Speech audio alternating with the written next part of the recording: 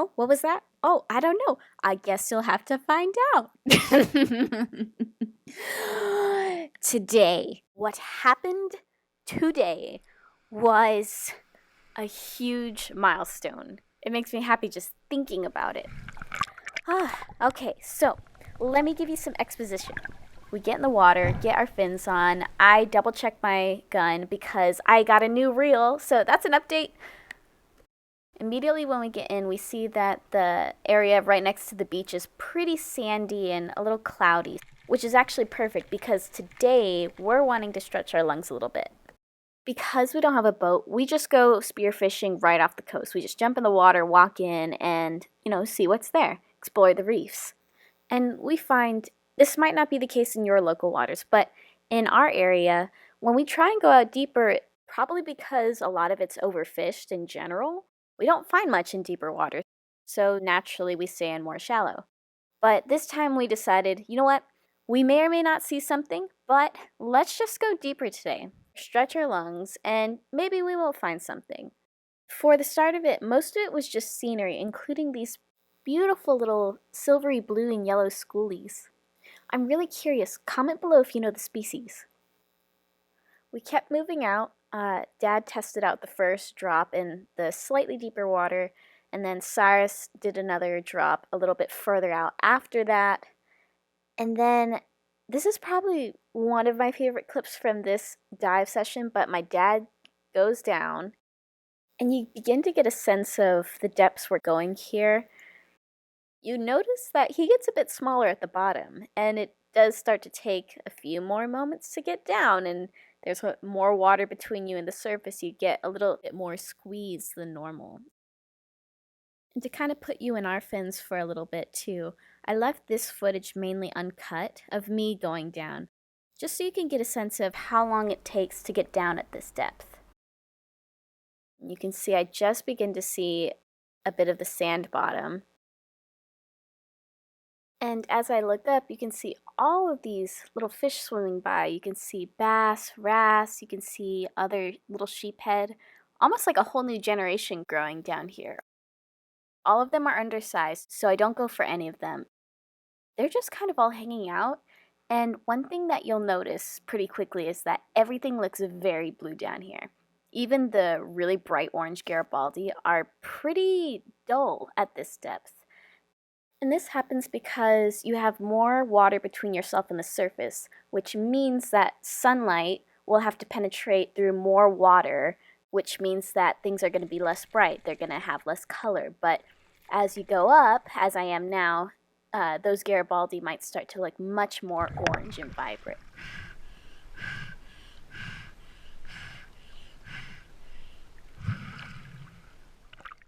After lingering in the deep areas for a bit longer, checking out the formations, this was probably my favorite one. It felt like I was at the base of a giant mountain, and then when you peek over, it actually gets pretty tall. Shortly after, we started to round back to the shallow areas, and there was a little bit more life here too, a lot more small fish action, and even a bat ray, which that was the only one that I saw this dive, so it was cool to see him. And I also saw this guy, and I think this is my very first time seeing a sand bass because I didn't know what it was at first. I didn't realize that sand bass looked just like calico bass, but with a different pattern. But just in case, leave a comment down below just to confirm if this is a sand bass. And speaking of patterns, in the distance in this clip, I spotted a particular black, pink, and black pattern of a sheephead, the biggest one I've seen so far. I immediately began stalking and I dove down, trying to be so gentle in approaching him, just trying to line up the shot, get it right. And I got him, and so I rushed over. I thought, oh, I have him, and then he's gone. He's no longer attached. Yeah. This is just something that happens sometimes.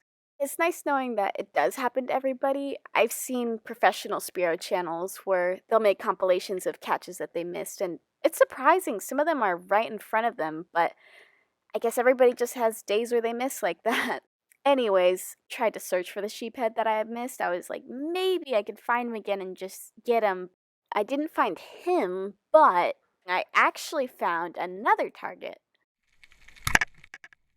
nice and smooth. Ah, it was like I got a second chance, which I'm super happy about because there's a lot of times that you don't get a second chance. No, but I got this one. And something that I hadn't expected was this little girlie was actually pretty big, not too much smaller than the one that I was originally going for. So that was really cool. I took her off the spear shaft, hooked her onto my belt. And this all happened just a little bit before that historical moment that I mentioned at the beginning of the video. I was just doing a drop, looking for something good. Little did I know that my dad had speared something that would top off the day. A pelagic fish I would have expected to catch on a boat was caught in 8 feet of water. It was a yellowtail. What? Oh my gosh! Oh my gosh! I rushed over as quickly as I could. Oh my god! I just couldn't believe it. I was actually in shock. We grabbed a knife to use.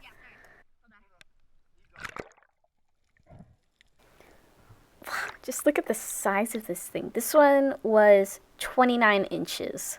So over the legal size. And I've never seen a pelagic fish like this up close before. And look at how much it's bleeding. Wow. It's like letting the oil out of a motor engine. And there's more too when we got the bloodline later. But the rest of the dive was pretty much all of us just huddling around the fish and just feeling very protective over our catch. I cannot believe it. Oh my gosh, Cyrus, we got a yellowtail! That water is like right here. Right here! I kid you not, I couldn't speak straight for the rest of the dive, but it was interesting. Once the blood was in the water, it really attracted the gulls. But we swam back in, and on the way home, we actually called one of Cyrus's line fishing friends, and he's a very experienced fisherman, and he was really excited for us, and he was telling us how rare it was seeing a yellowtail this far into shore in our area.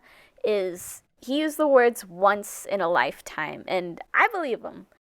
We haven't seen any more yellowtail since. We haven't heard of anybody catching yellowtail since in that area. So maybe it really was once in a lifetime. But we made good work of the catch. We chopped it up into poke, we threw it in some sushi, and before we did that, we made a Japanese-style gyotaku, or fish print. I did that personally. It's where you lay edible cuttlefish ink onto the fish and then lay paper over it to make a fish print. And with this printed and hung, that's the end of the video. I'm really glad we could share this milestone with everybody. So, like if you enjoyed, subscribe to stay tuned for the next one. Cali.Co.Spearos, out.